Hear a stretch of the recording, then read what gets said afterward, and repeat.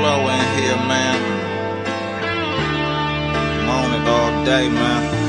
You know, just give you a little image of what I'm talking about, man. Yeah. I predicted my fate, I put the lean on it, seen on it all day. Better believe these cold days. And the harsh night, slow play the scene on it, free falling, no parachute. Robert Garcia, are you there, brother? I am here. How you guys doing? ¿Qué pasó, man? How you doing, brother? How you doing? I'm doing good.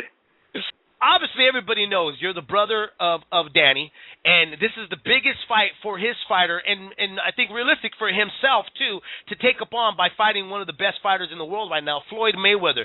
Let me ask you, what is your assessment, and what do you see between both of these fighters' flaws and what they could take advantage against each other? What is your whole take about this fight? Well, you know what? I think I'm not the only one that thinks like this, but Victor does have a lot of power, and if he catches Floyd with a good punch and hurts him, well, he's gonna jump on him and try to finish him off, of course. But then we gotta know that Floyd has been the best in this business for quite a while, and he really brings a lot of things into the ring, and he knows he's got everything to lose, so I'm sure he's in great shape, and it's a fight I can't wait to see. Everybody focuses in on Floyd, so let's talk Victor a little bit. He's got a lot of flaws. He's got that power. He's got youth. He's got strength, and he looks much bigger at 147 than he ever did at 140. But he moves to his left. He walks into the right hand. The inside game's there, but it's not as polished. Do you think that he can get better from that Berto fight in just this short of time and fix those things, or is he kind of stuck with those flaws? I think all he has to do is be in top shape, and which I'm pretty sure he is, and try to go out there and try to catch Floyd. He does get in. He's been down many times. I don't even know how many, but he's been down quite a few times.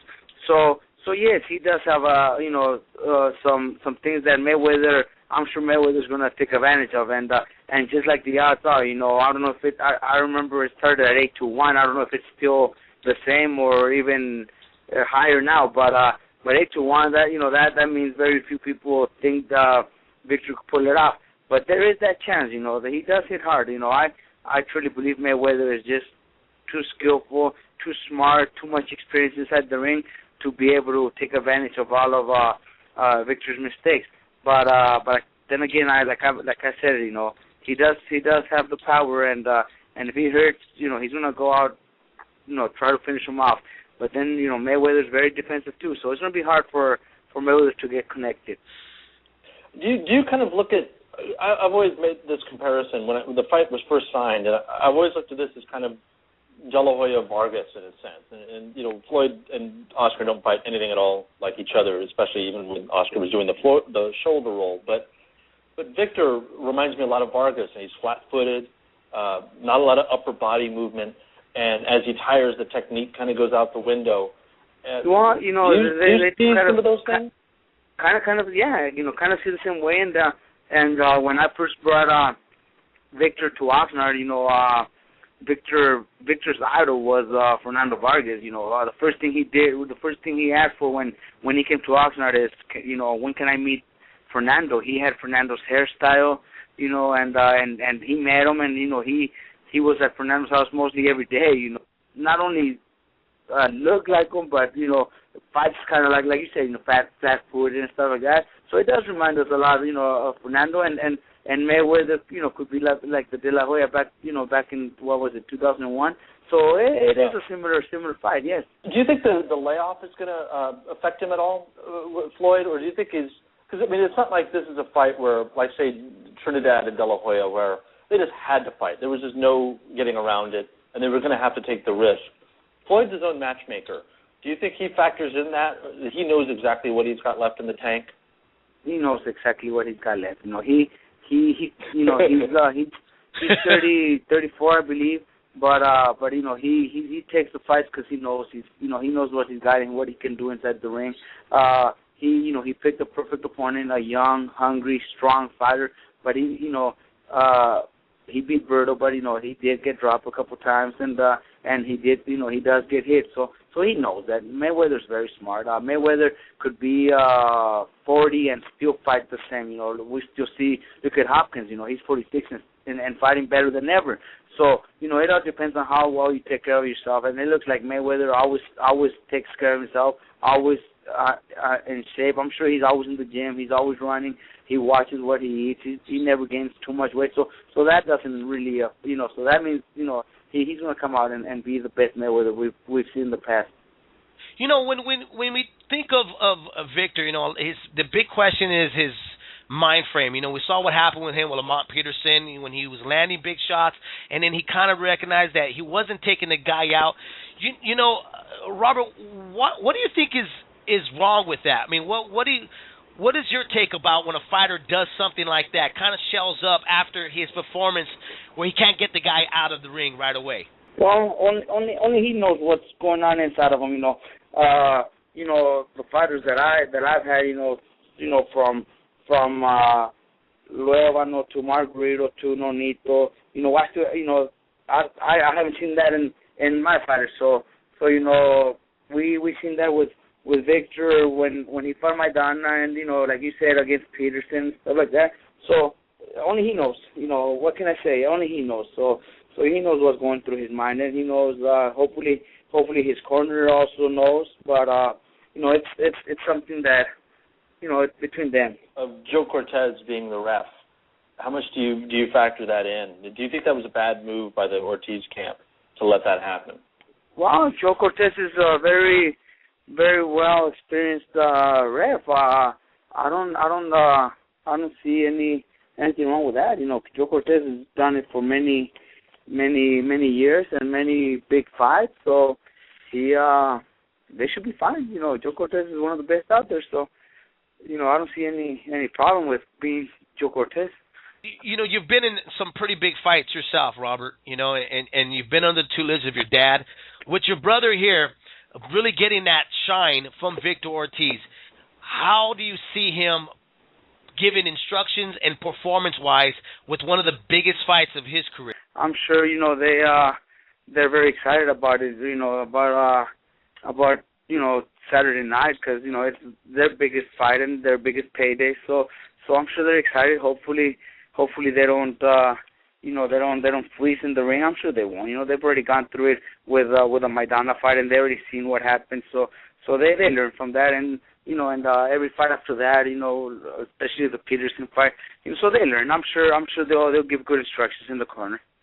Just last thing, Floyd said he's invited you and Rios to be ringside for the fight. Are you guys going to go? That is correct, and I'm in the Bay Area right now with Nonito, and we were talking about it, and it looks like I am going to be able to be in Vegas this Saturday, because I leave to I'm supposed to leave camp. I'm supposed to leave the Bay Area tomorrow after training, because I have to be in the airport Sunday morning to go to Puerto Rico with Margarito for the press tour. So it looks like I talked to Brandon earlier, and he's like, well, if you're gonna be home, so just drive to Vegas and drive back right after the fight, and you'll be back on time to take your flight to Puerto Rico. So it looks like we might do it. I still have to make sure everything's done. With the tickets and whatever it is. But yeah, I would love to. I want to be there. I love to be there. It's a great fight. It's a great event, and there's the undercard is also good. So definitely going to be a great show. Let me ask you this, because obviously Floyd always has something up his sleeve, and some of his tactics a lot of people are not in agreement with. But do you think that him inviting you and Brandon can maybe play a little bit of a mind game with your brother and Ortiz, just because of the of what's been put out there about between you and your brother's feud? Well, I don't. I heard that he said he did his homework and finding out things about Victor and everything. So it might be possible. I've known I know Victor since he was an amateur, and he does have that problem, and so it might be the case. I don't know. He says he just feels that he just wants to invite us. If it's his way of seeing, playing games with Victor. Well, I think he's right. That's I've known Victor since he was 16, so I know that he does have a problem. Up until before he left me. So in the last 3 or 4 years, maybe that changed. Do you have the final prediction on the fight? You know what? I just like maybe 90% of the people. I think Mayweather should win the fight. He's got the experience. He's been in there before against great fighters. He's beat them all. He's got the speed. He's got the skills. He's got the style. So Mayweather should win. But then again, I also say Victor does have the power, and if Victor catches Mayweather with a good punch, he could finish it off. Nobody's ever done that to Mayweather, so we don't even know if it's even possible for Victor to be able to pull it off. But he does have power. That I know, and if he lands a good shot, you never know. It could end. But I think it's going to be a win for Mayweather. That's what not only I predict, but I think 90% of the world also agree with me.